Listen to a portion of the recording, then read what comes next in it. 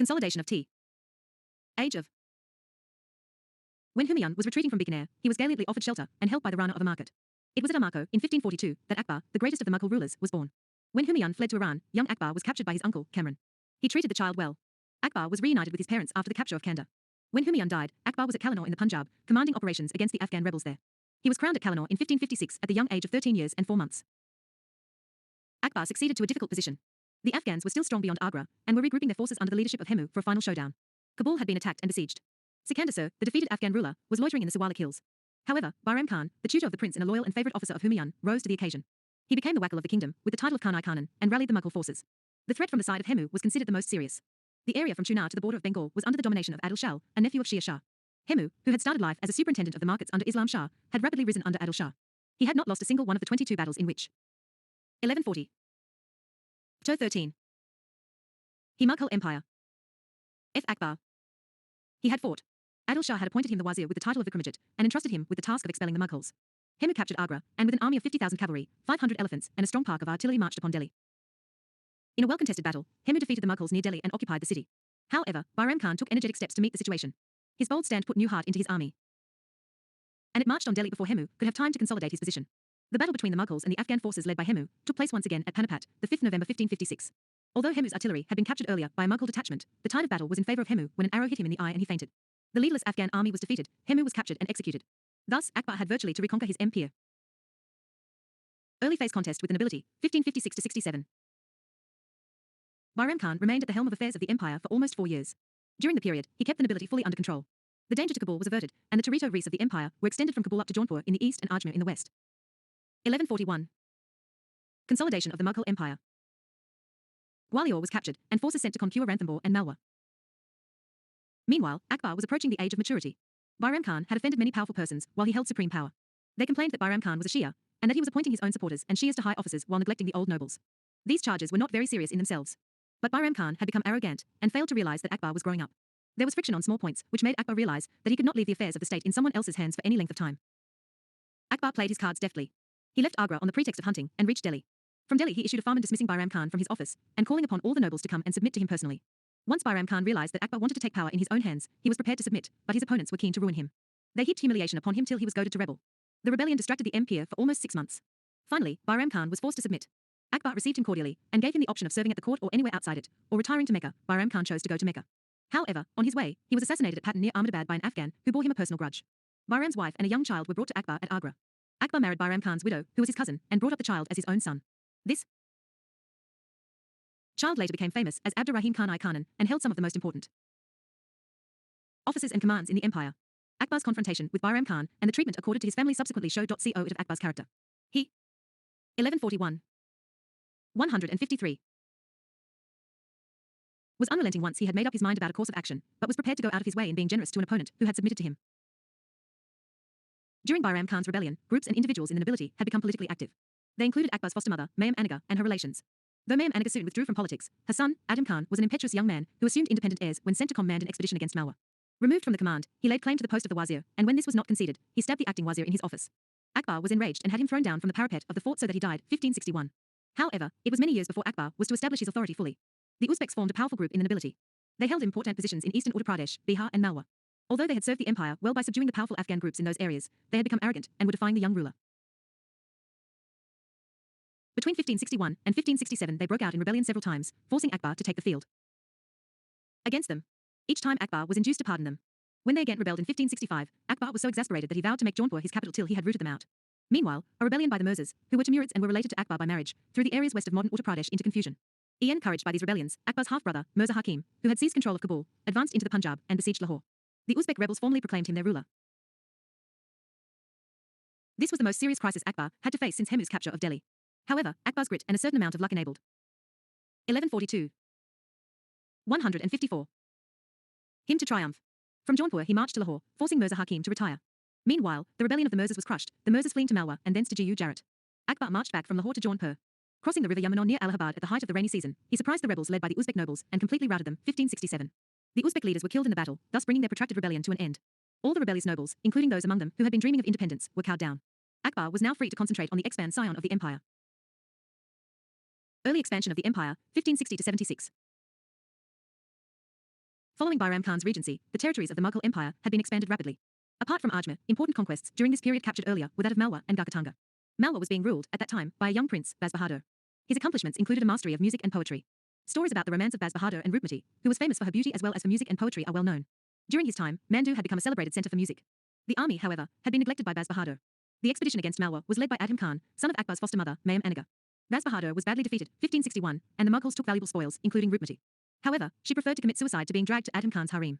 Due to the senseless cruelties of Adham Khan and his successor, there was a reaction against the Mughals which enabled Baz Bahadur to recover Malwa. After dealing with Bairam Khan's rebellion, Akbar sent another expedition to Malwa. Baz Bahadur had to flee, and for some time he took 1143. Medieval India. Shelter with the Rana of Muir. After wandering about from one area to another, he finally repaired to Akbar's court and was enrolled as a Mughal Mansabdar. The extensive country of Malwa thus came under Mughal rule.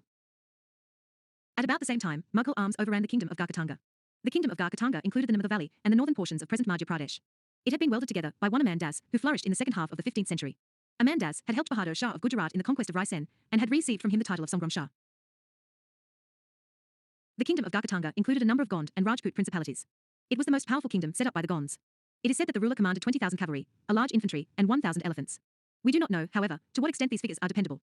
Sangram Shah had further strengthened his position by marrying off his son to a princess of the famous Chandela rulers of Mahoba. This princess, who is famous as Durgavati, became a widow soon afterwards. But she installed her minor son on the throne and ruled the country with great vigor and courage.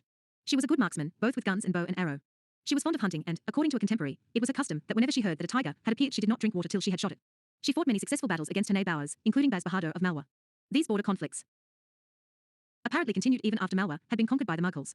Meanwhile, the cupidity of Asaf Khan, the Mughal governor of Allahabad, was roused by the stories of the fabulous wealth and the beauty. One he rose to the rank of 2,000. According to tradition, he was buried near a tank at Ujjain where his favourite consort, Rupmati, was also buried.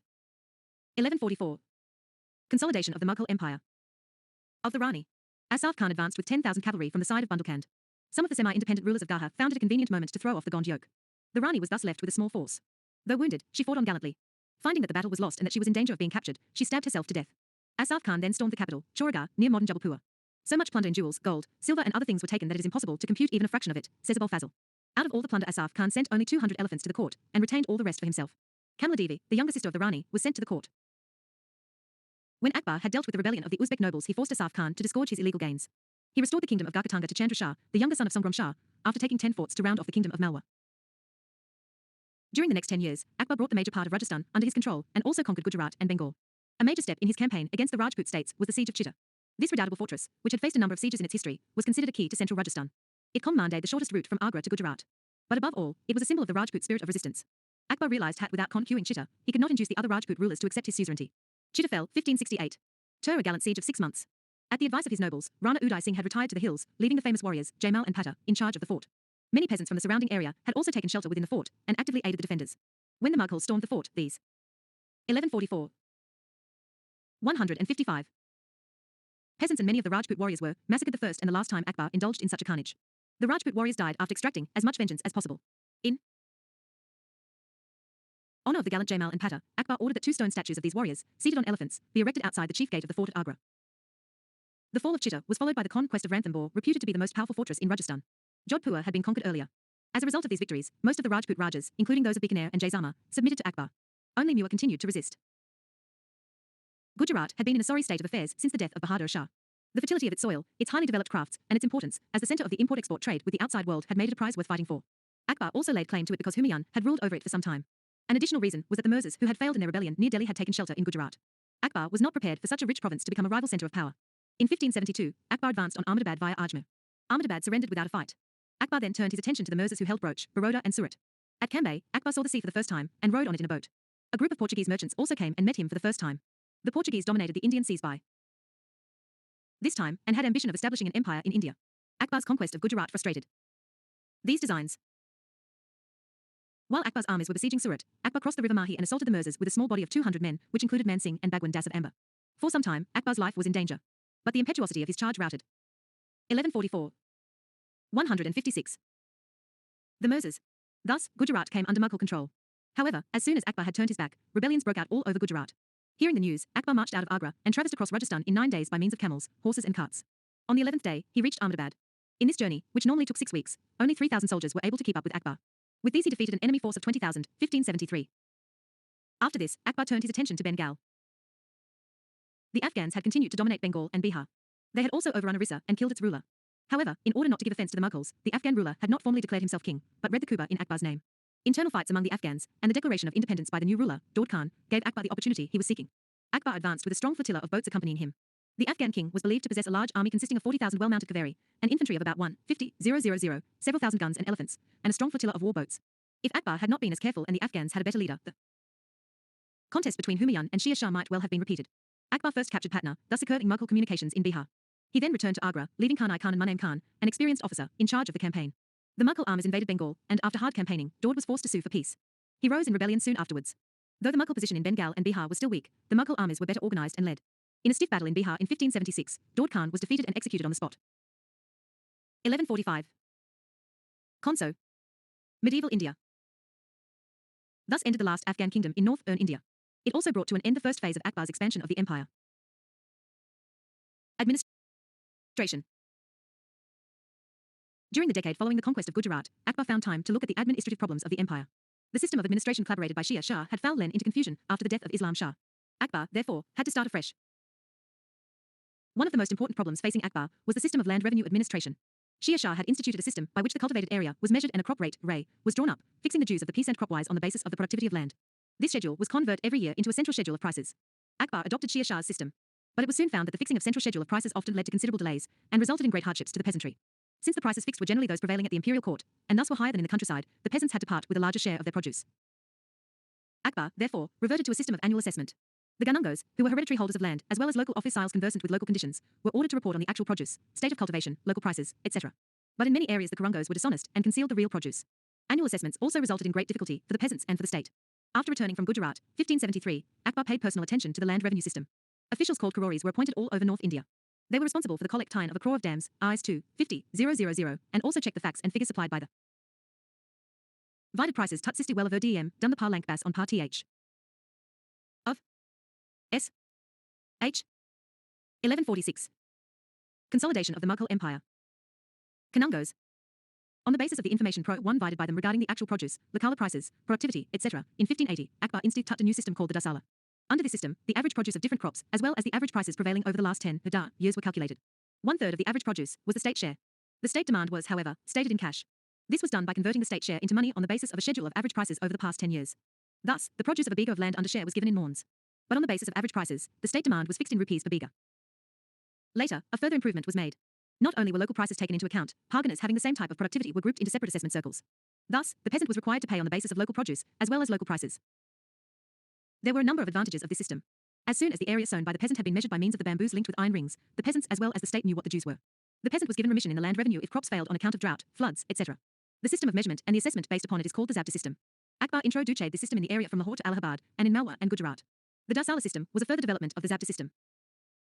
A number of other systems of assessment were also followed under Akbar. The most common and, perhaps, the oldest was called Batai or Galabakshi. In this system, the produce was divided between the peasants and the state in fixed proportion. The crop was divided after it had been thrashed, or when it had been cut and tied in stacks, or while it was standing in the field. 1146. 157. This system was considered a very fair one, but it needed an army of honest officials to be present at the time of the ripening or the reaping of the crops. The peasants were allowed to choose between Zabti and Batai under certain conditions.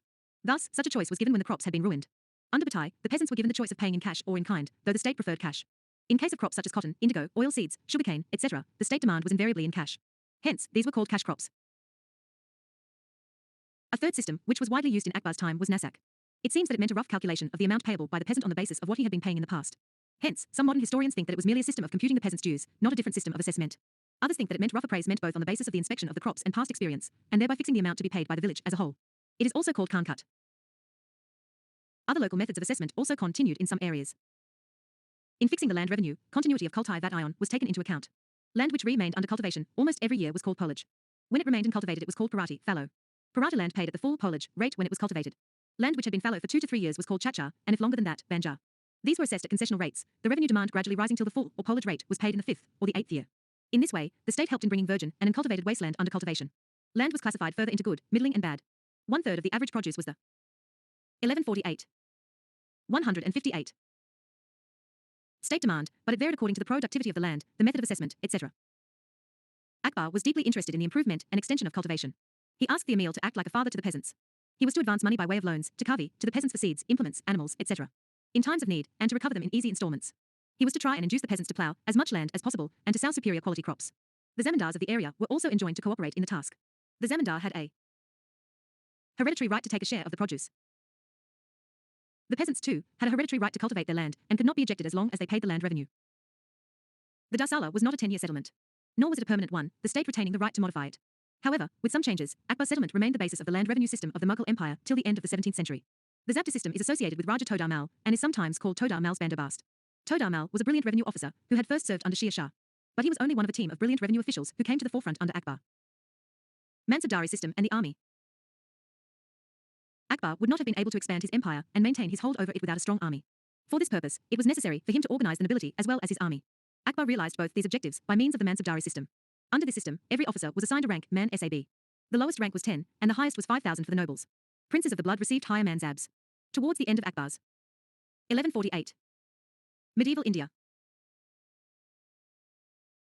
Reign, the highest rank a noble could attain was raised from 5000 to 7000, and two premier nobles of the empire, Mirza Aziz Kokar and Raja Man Singh, were honoured with the rank of 7,000 each. This limit was retained basically till the end of Aurangzeb's reign. The ranks were divided into two Zat and Sawar. The word Zat means personnel. It fixed the personal status of a person, and also the salary due to him. The Sawar rank indicate the number of cavalrymen, Sawars, a person was required to maintain. A person who was required to maintain as many Sawars as his Zat rank was placed in the first category of that rank, if he maintained half or more, then in the second category, and if he maintained less, then in the third category. Thus, there were three categories in every rank, Mansab. Great care was taken to ensure that the Sawars recruited by the nobles were experienced and well mounted. For this purpose, a descriptive role, Chera, of the soldier was maintained, and his horse was branded with the imperial marks. This was called the Dar system. Every noble had to bring his contingent for periodic inspection before persons appointed by the emperor for the purpose. The horses were carefully inspected, and only good quality horses of Arabic and Iraq breed were employed. Ideally, for every 10 cavalry men, the Mansabdar had to maintain 20 horses. This was so because horses had to be rested while on march, and replacements were necessary in time of war. A Sawar with only one horse was considered to be only half a Sawar. The Mughal cavalry force remained an efficient one long as the 10 to 20 rule was adhered to. As provision was made that the contingents of the nobles should be mixed ones, that is drawn from all the groups Mughal, Pathan, Hindustani, and Rajput. Thus, Akbar tried to weaken the forces of tribalism and parochialism. The Mughal and Rajput nobles were allowed to have Kontinga. 1148. Consolidation of the Mughal Empire. Exclusively of Mughals or Rajputs, but in course of time, mixed contingents became the general rule. Apart from cavalrymen, bowmen, musketeers, banduki, sappers and miners were also recruited in the contingents. The salaries varied. The average salary of a Sawar was 20 rupees per month. Iranis and Turanis received more. An infantryman received about 3 rupees per month. The salary due to the soldiers was added to the personal salary of the Mansabdar, who was paid by assigning to him a Jaghir. Sometimes, the Mansabdars were paid in cash. Akbar did not like the Jaghir system, but could not do away with it, as it was too deeply entrenched. A Jaghir did not confer any hereditary rights on the holder, or disturb any of the existing rights in the area. It only meant that the land revenue due to the state was to be paid. To the Jagirda. The Mansabdari system, as it developed under the Mughals, was a distinctive and unique system which did not have any exact parallel outside India. The origins of the Mansabdari system can, perhaps, be traced back to Genghis Khan, who organized his army on a decimal basis, the lowest unit of command being 10, and the highest 10,000, Toman, whose commander was called Khan. The Mongol system influenced, to some extent, the military system of the Delhi Sultanate, for we hear of commanders of 100 and 1,000 Sardars and Hazaras. But we do not quite know the system which was prevalent under.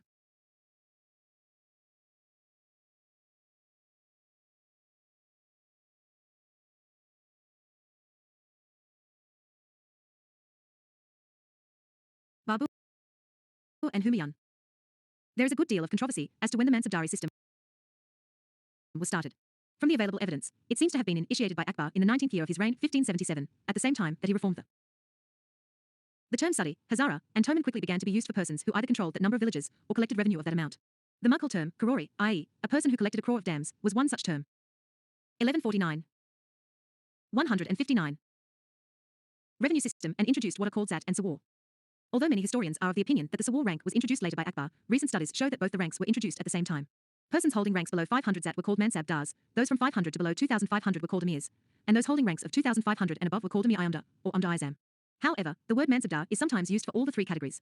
Apart from status, this classification had a significance. An Amir or an Amir Iamda could have another Amir or Mansab Dar serve under him, but not so a Mansabdar. Thus, a person with a rank of 5,000 could have under him a Mansabdar up to a rank of 500 Zat, and one with a rank of 4,000 could have a Mansabdar up to a rank of 400 Zat, and so on. The categories were not rigid. Persons were generally appointed at a low Mansab and gradually promoted, depending upon their merits and the favor of the emperor. A person could also be demoted as a mark of punishment. Thus, there was only one service including both army men and civilians. People entered service at the lowest rung of the ladder and could hope to rise to the position of an Amir or even Amir Iamda. To that extent, careers were thrown open to talent.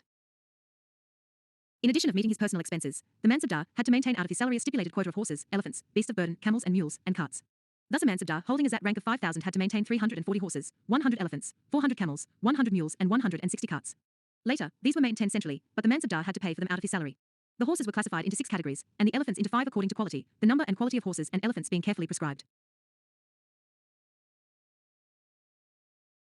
To the words of war included bowmen, musketeers, etc. 1150. 160. This was so because horses and elephants of high breed were greatly prized and were considered indispensable for an efficient military machine. Cavalry and elephants, in fact, formed the main basis of the army in those days, though the artillery was rapidly becoming more important. The transport corps was vital for making the army more mobile. For meeting these expenses, the Mughal man Sabdars were paid handsomely. A mansabdar with a rank of 5,000 could get a salary of 30,000 rupees per month, a mansabdar of 3,000, 17,000 rupees, and of 1,000, 8,200 rupees per month. Even a humble sardar holding a rank of 100 could get 7,000 rupees per year. Roughly, a quarter of these salaries were spent on meeting the cost of the transport corps. Even then, the Mughal mansabdars formed the highest paid service in the world. Akbar kept a large body of cavalrymen as his bodyguards. He kept a big stable of horses. He also maintained a body of gentlemen troopers. These were persons of noble lineage who did not have the means of raising a contingent, or were persons who had impressed the emperor. They were allowed to keep 8 to 10 horses, and received a high salary of about 800 rupees a month. They were answerable only to the emperor, and had a separate muster. These people could be compared to the knights of medieval Europe. Akbar was very fond of horses and elephants. He also maintained a strong park of artillery. Akbar was specially interested in guns. He devised detachable guns, which could be car-rid on an elephant or a camel. There were also heavy siege guns for breaching forts. Some of these were so heavy that 100 or 200 oxen and several elephants were needed to pull them. A strong park of artillery accompanied the emperor whenever he moved out of the capital. We do not know whether Akbar ever had any plans of building a navy. The lack of a strong navy remained a key weakness of the Mughal. 1150. Medieval India. Empire. If Akbar had the time, he might have paid attention to it. He did build an efficient flotilla of war boats, which he used in his eastern campaigns. Some of the boats were over 30 meters long and displaced over 350 tons. Organization of government. Hardly any changes were made by Akbar in the organization of local government. The Pargana and the Sarkar continued as before. The chief officers of the Sarkar were the Faujdar and the Amalguza, the former being in charge of law and order, and the latter responsible for the assessment and collection of the land revenue. The territories of the empire were divided into Jagir, Khalisa and Anom. Income from Khalisa villages went directly to the royal exchequer. The Anom lands were those which were allotted to learned and religious men. Jagirs were allotted to nobles and members of the royal family including the queens. The Amalguza was required to exercise a general supervision over all types of holdings so that the imperial rules and regulations for the assessment and collection of land revenue were followed uniformly. Only autonomous rajas were left free to continue their traditional land revenue system in their territories. Even there, Akbar encouraged them to follow the imperial system. Akbar paid great attention to the organization of the central and provincial governments. His system of central government was based on the structure of government which had evolved under the Delhi Sultanate, but the functions of the various departments were carefully reorganized, and meticulous rules and regulations were laid down for the conduct of affairs. Thus, he gave a new shape to the system and breathed new life into it. The Central Asian and Timurid tradition was of having an all-powerful wazir under whom various heads of departments functioned. He was the principal link between the ruler and the 1151. Consolidation of the Mughal Empire. Administration. In course of time, a separate department, the military department, had come into being. The judiciary had always been separate. Thus, in practice, the concept of an all-powerful wazir had been given up. However, in his Kapak Itiaz Wakil, Bairam Khan had exercised the power of an all-powerful wazir. Akbar reorganized the central machinery of administration on the basis of the division of power between various departments, and of checks and balances. While the post of Wakil was not abolished, it was stripped of all power and became largely decorative. The post was given to important nobles from time to time, but they played little part in administration. The head of the revenue department continued to be the wazir. He was not generally a person who held a high position in the nobility. Many nobles held mansabs which were higher than his. Thus, he was no longer the principal advisor to the ruler, but an expert in revenue affairs. To emphasize this point, Akbar generally used the title of Diwan or Diwanayala in preference to the word wazir. Sometimes, several persons were asked to discharge the duties of Diwan jointly. The Diwan was responsible for all income and expenditure, and held control over Khalisa, Jagir, and Anom lands. The head of the military department was called the Mirbakshi. It was the Mirbakshi, and not the Diwan who was considered the head of the nobility. Therefore, only the leading grandees were appointed to this post. Recommendations for appointment to mansabs or for promotions, etc., were made to the emperor through the Mirbakshi. Once the emperor had accepted a recommendation, it was sent to the Diwan for confer mat ion, and for assigning a Jagir to the appointee. The same procedure was followed in case of promotions. The Mirbakshi was also the head of the intelligence and information agencies of the empire. Intelligence officers, Barids, and new. 1152. 161. Reporters, Wakianavis, were posted to all parts of the empire. Their reports were presented to the emperor at the court through the Mirbakshi. It will thus be seen that the Diwan and the Mirbakshi were almost on a par with, and supported and checked, each other. The third important officer was the Mir Saman. He was in charge of the imperial household, including the supply of all the provisions and articles for the use of the inmates of the harem, or the female apartments. Many of these articles were manufactured under supervision in royal workshops called karkhanas. Only nobles who enjoyed the complete confidence of the emperor were appointed to this office. The maintenance of etiquette at the court, the control of the royal bodyguard, etc., were all under the overall supervision of this officer. The fourth important department was the judicial department headed by the chief qazi. This post was sometimes combined with that of the chief sardar, who was responsible for all charitable and religious endowments. Thus, it was a post which carried considerable power and patronage. It fell into bad odor due to the corruption and venality of Akbar's chief qazi, Abdun Nabi.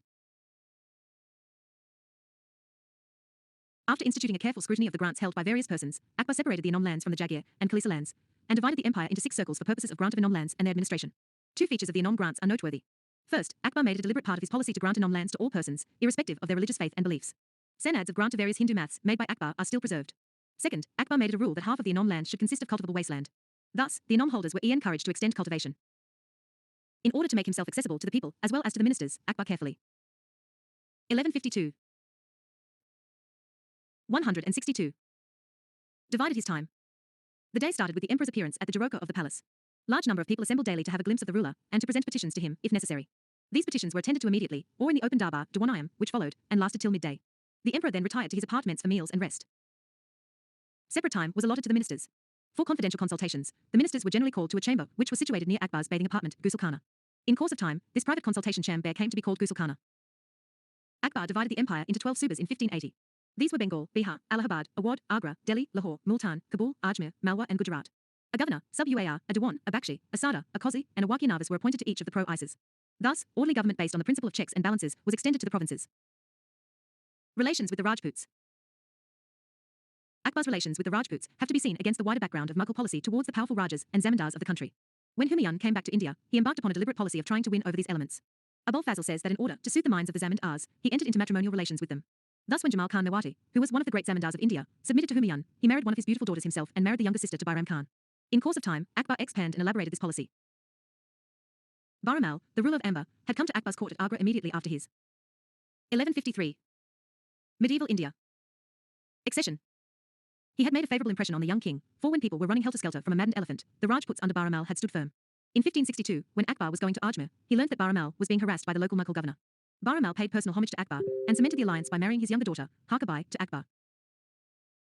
Marriages between Muslim rulers and the daughters of Hindu potentates were not unusual. Many cases of such alliances in various parts of the country during the 14th and 15th centuries have been cited earlier.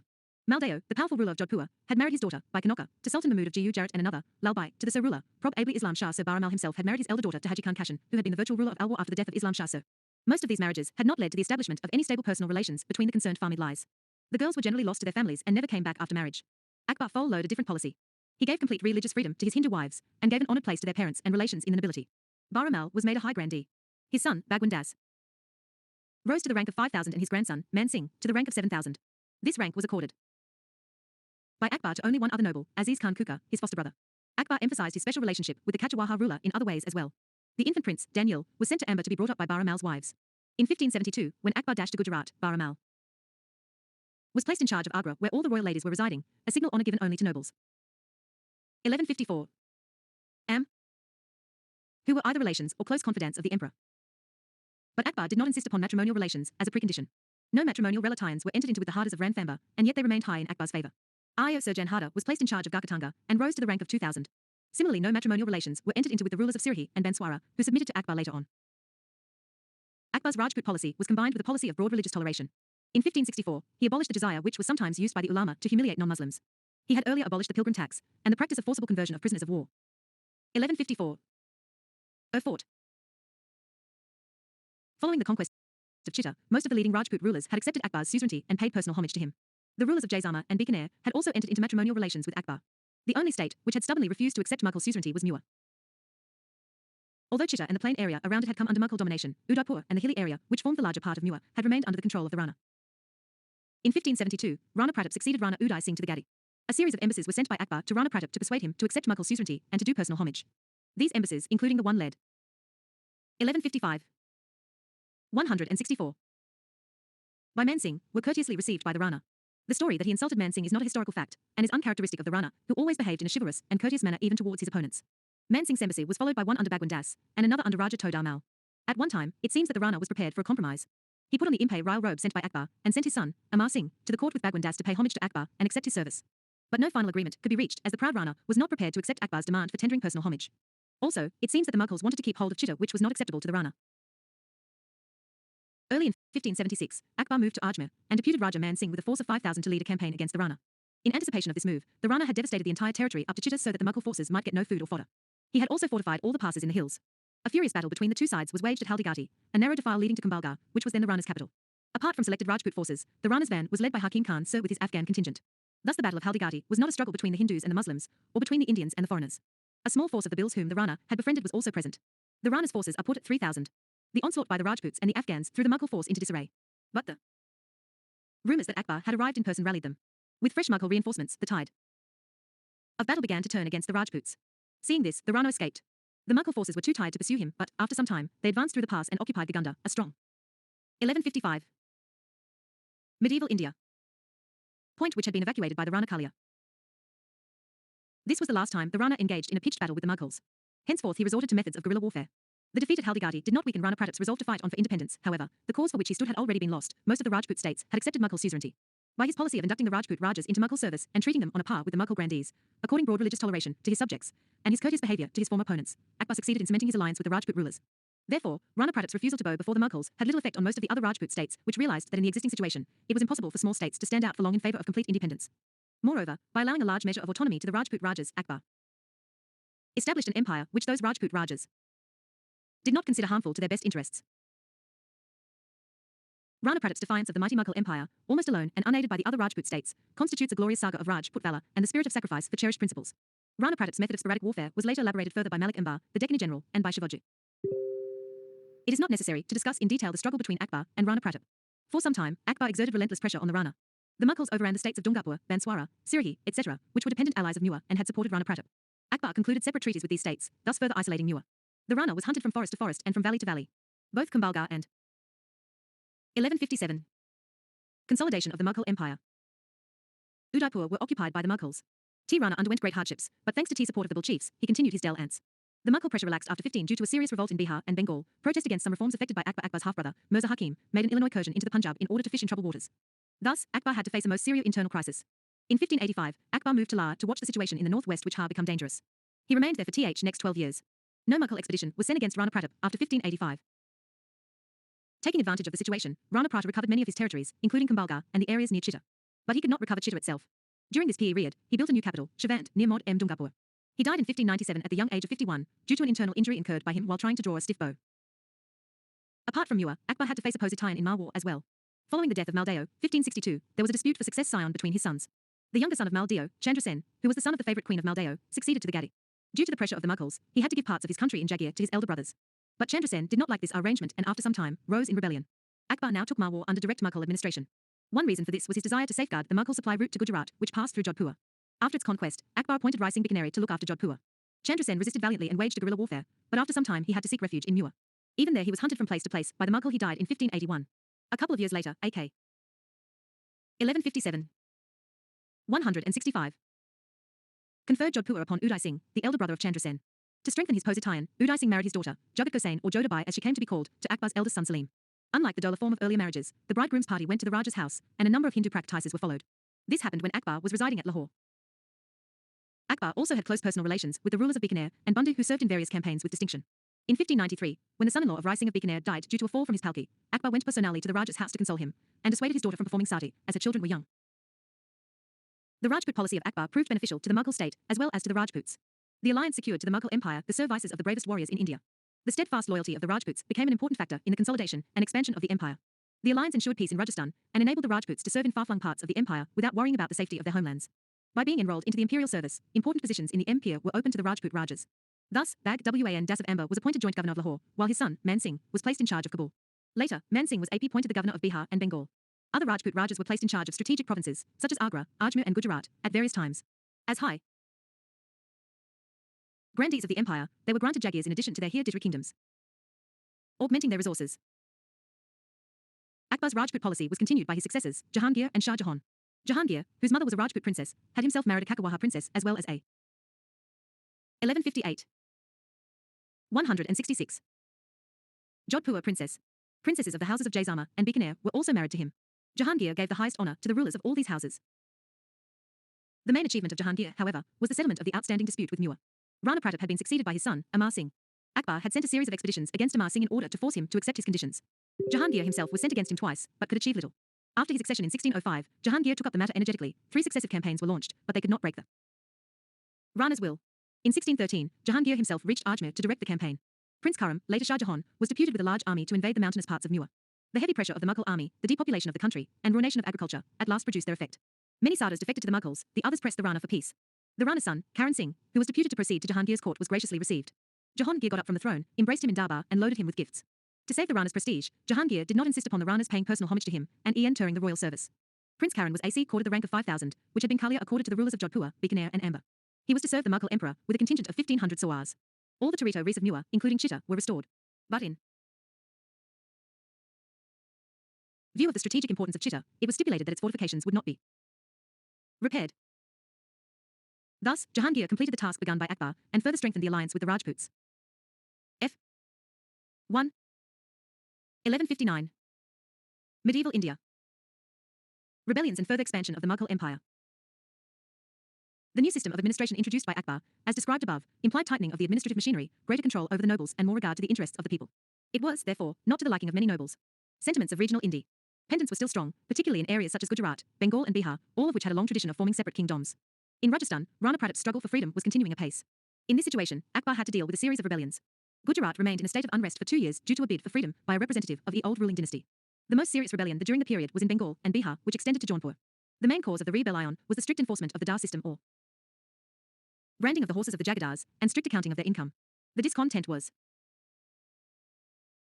fanned by some religious divines who were unhappy at Akbar's liberal views, and at his policy of resuming the large revenue-free grants of land which had been obtained by them, sometimes illegally. Akbar's half-brother, Mirza Hakim, the ruler of Kabul, also abetted the rebel lion and held out the hope of invading the Punjab at a suitable time in order to help.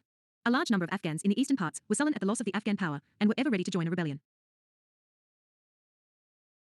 The rebellion kept the empire distracted for almost 2 years, 1580 to 81, and Akbar was faced with a very difficult and delicate situation. Due to the mishandling of the situation by local officials, Bengal and almost the whole of Bihar passed into the hands of the rebels who proclaimed Mirza Hakim as their ruler. They even got a religious divine to issue a fatwa, calling on the faithful to take the field against Akbar. 12 o'clock. Consolidation of the Mughal Empire. Akbar did not lose his nerve. He dispatched a force under Todar Mal against Bihar and Bengal, and another under Raja Man Singh to check the expected attack by Mirza Hakim. Todar Mal proceeded with great vigour and tact, and brought the situation in the east under control before Mirza Hakim's invasion took place.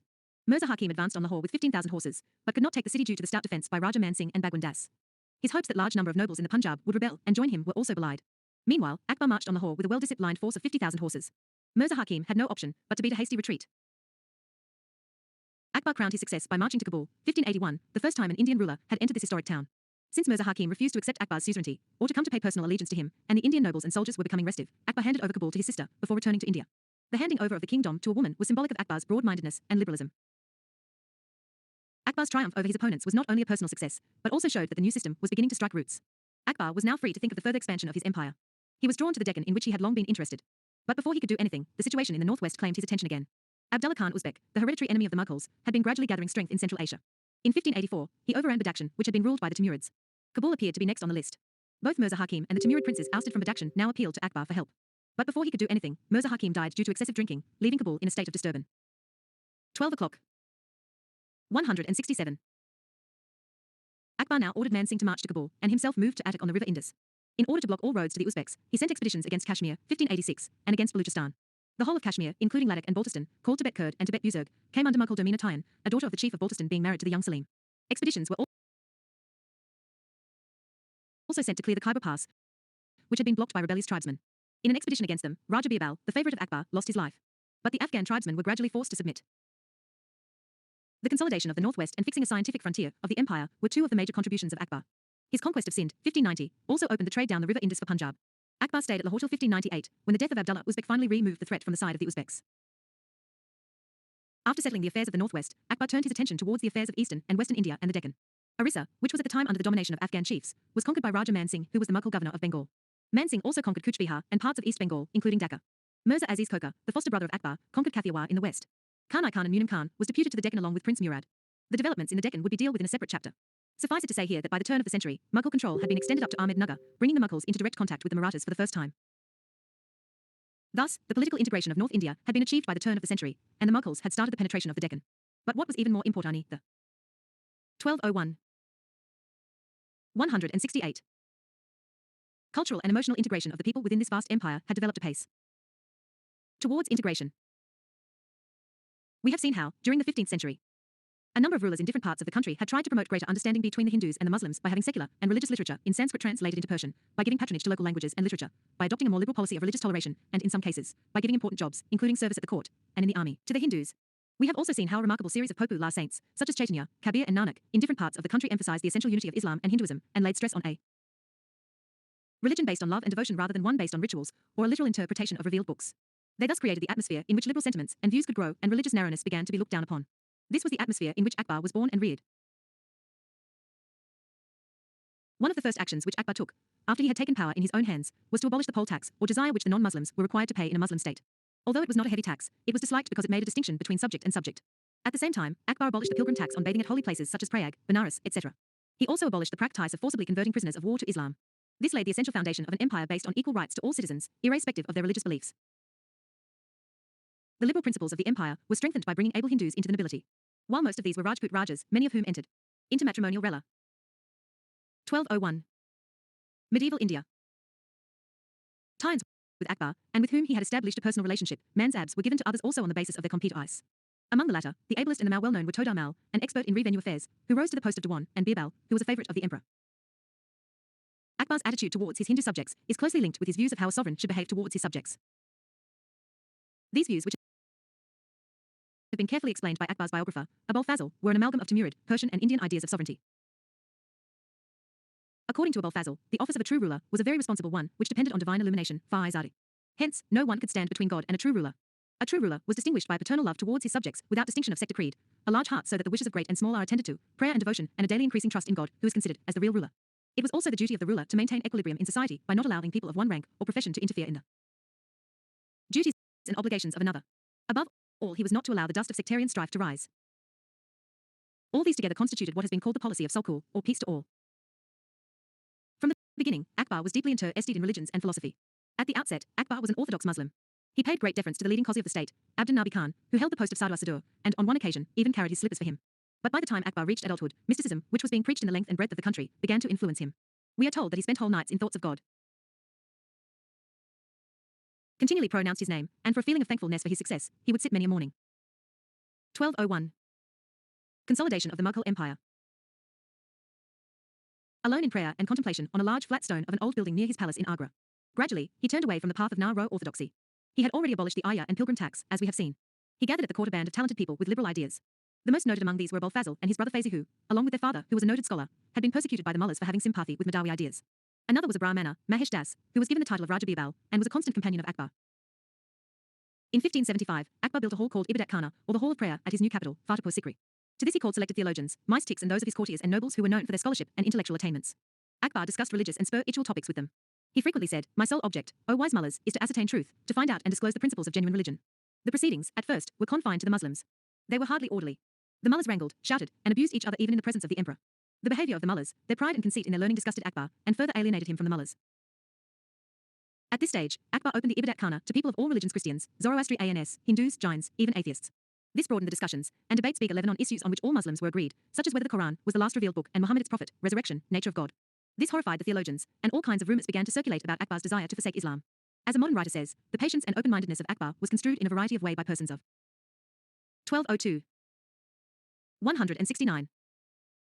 Different faiths. Instead of bringing credit, the Ibadat Khana brought growing discredit. At this time, an inquiry was conducted into the affairs of the chief Sada, Abdul Nabi, who was found to be extremely corrupt and tyrannical in his dealings in the distribution of charitable lands, Madad Imash. He had amassed wealth in other corrupt and mean ways as well. He was a bigot and had inflicted the punishment of death on the Shias and on a Brahmana of Mathura for their beliefs. At first, Abdul Nabi was sheared of his power, and Sadas were appointed in every province for distributing charitable lands. Soon he was dismissed and ordered to proceed to Mecca for Hajj. At about the same time, in 1580 rebellion broke out in the east. A number of fatwas were given by the Qazis, declaring Akbar to be a heretic. Akbar suppressed the rebellion and gave drastic punishment to the Qazis.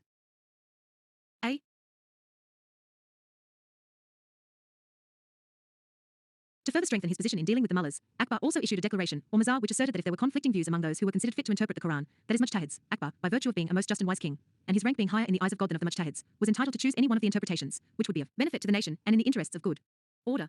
Further, if Akbar issued a new order in conformity with the Quran and calculated to benefit the nation, all should be bound by it.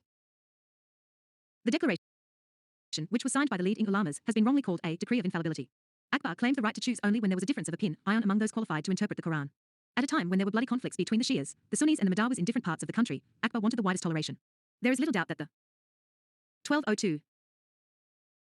170. Mazar had a salutary effect in stabilizing the one religious situation in the empire. But Akbar was less successful in his effort to find a meeting ground between the votaries of one different religions in the country. The debates in the Ibadat Khana had not led to a better understanding between different religions, but to greater bitterness, as the representatives of each religion denounced the others and tried to prove that their religion was superior to others.